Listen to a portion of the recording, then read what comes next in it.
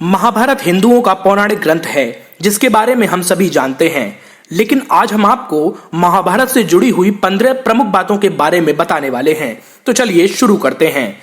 Number 1, Mahabharat का असली नाम जय संहिता है, जिसमें कौरवों और पांडवों के बीच युद्ध का वर्णन किया गया है।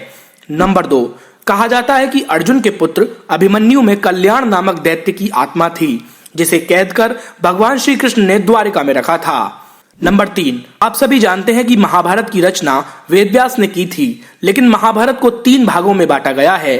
पहले भाग में 8800 श्लोक, दूसरे भाग में 24000 श्लोक और तीसरे भाग में 1,00,000 श्लोक हैं। नंबर 4, महाभारत की कथा में एकलव्य का नाम आता है, जिसने अपनी गुरु भक्ति के कारण अपना अंगूठा काटकर दान में दे दिया था। एकलव्य के पिता का नाम हिरण्यधनु था और हिरण्यधनु जरासंध की सेना में सेनापति थे। नंबर 5, कहा जाता है कि भीष्म पितामह 58 दिनों तक बाणों की सैया पर लेटे रहे थे, क्योंकि भीष्म को इच्छा मृत्यु का वरदान प्राप्त था। नंबर 6, महाभारत के अनुसार इस युद्ध में कौरवों की ओर से 5 सेनापति बनाए गए थे।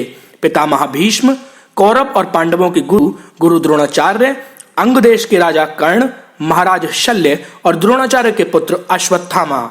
नंबर 7, दुर्योधन के पुत्र का वध अभिमन्यु के द्वारा किया गया था। अभिमन्यु ने दुर्योधन के पुत्र लक्ष्मण का वध चक्रव्यूह को भेदते हुए किया था, जब लक्ष्मण अभिमन्यु के सामने आ गया था।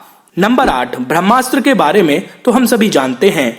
आज का परमाणु हथियार और उस समय का ब्रह्मास्त्र एक बराबर था। लेकिन क्या आप जानते हैं कि महाभारत में अर्जुन और अश्वत्थामा ही ऐसे योद्धा थे जिन्होंने ब्रह्मास्त्र का प्रयोग किया था। नंबर 9, महाभारत के युद्ध के दौरान कौरवों के पास 11 अक्षौहिणी सेना थी और पांडवों के पास 7 अक्षौहिणी सेना। नंबर 10, महाभारत की कथा में भीम और जरासंध के युद्ध का वर्णन होता है। जरासंध और भीम का युद्ध 15 दिनों तक चला था और अंत में भीम ने जरासंध का वध कर दिया था और उसके शरीर के 2 भागों को अलग अलग दिशाओं में फेंक दिया था। नंबर 11, महाभारत की कथा के अनुसार कहा जाता है कि चक्रव्यूह में फंस जाने के कारण अभिमन्यु ने 6 महारथियों से एक साथ युद्ध लड़ा था और अंत में लड़ते लड़ते वीरगति को प्राप्त हो गए थे। नंबर 12, भगवान श्री कृष्ण के बड़े भाई बलराम ने महाभारत के युद्ध के बाद द्वारिका में समाधि ले ली थी और उसके बाद वे अपने वैकुंठ धाम लौट गए।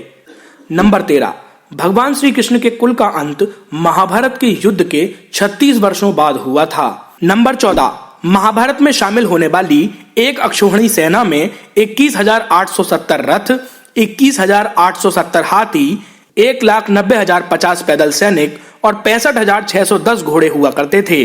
अगर महाभारत में भाग लेने वाली सेना के सैनिकों की गिनती की जाए तो ये लगभग 45,000 बैठती है। नंबर 15, महाभारत युद्ध में एकमात्र जीवित बचा कौरव युयुत्सु था। इस युद्ध में कौरवों की ओर से 3 और पांडवों की ओर से 15 यानी कि कुल 18 योद्धा ही जीवित बचे थे और लगभग 24,165 योद्धा लापता हो गए थे।